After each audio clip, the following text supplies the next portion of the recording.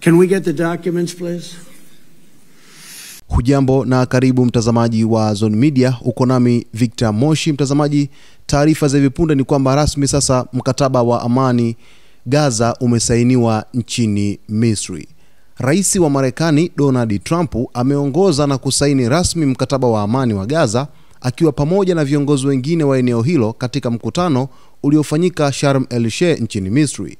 Akizungumza mara baada ya kusaini makubaliano hayo, Rais Trump aliuita huo kuwa US signing muhimu sana na akaeleza kufurahishwa kwake kwa mafanikio yaliyopatikana kupitia ushirikisho wa mataifa kadhaa ya Kiarabu na ya Kiyahudi.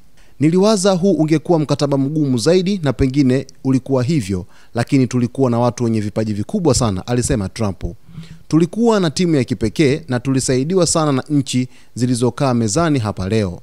Rais huyo alisema hatua inayofuata ni kutoa hotuba rasmi kuhusu makubaliano hayo kabla ya kufanyika kikao cha faragha na baadhi ya viongozi walioshiriki katika mazungumzo hayo ya kihistoria.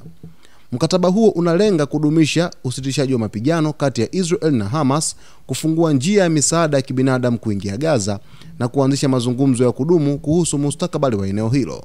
Rasmi sasa amani katika ukanda wa Gaza imeweza kuonekana baada ya rais wa Marekani Donald Trump kusaini mkataba huo wa makubaliano ya amani ya Gaza, ambapo watu wengi duniani walikuwa kisubiria siku adhimu, siku ya leo ambapo rais huyo wa Marekani ameweza kutia saini akiwa na rais wa Uturuki Recep Tayyip Erdogan, lakini kiongozi kutoka Qatar pamoja na kiongozi mwenzake rais wa Misri Abdel Fattah el-Sisi. Rais huyo ambaye ameongoza akiwa pamoja na rais wa Marekani Donald Trump. Mtazamaji, tunasubiri hotuba ya rais wa Marekani Donald Trump kuhusu kusainiwa kwa mkataba huu wa amani wa Gaza, ambayo hotuba hiyo pia tutakuletea hapa Zone Media kukunyumbulia maeneo muhimu ambayo rais Trump atakwenda kuzungumza. Nilikuahidi kuanzia mwanzo mpaka hivi sasa kwamba nitakujulisha yote yanayojiri hususan katika ukanda wa Mashariki ya Kati, ambao hivi sasa unatufanya mpaka muda huu kukuletea taarifa zote zinazojiri huko. Jina langu naitwa Victor Moshi.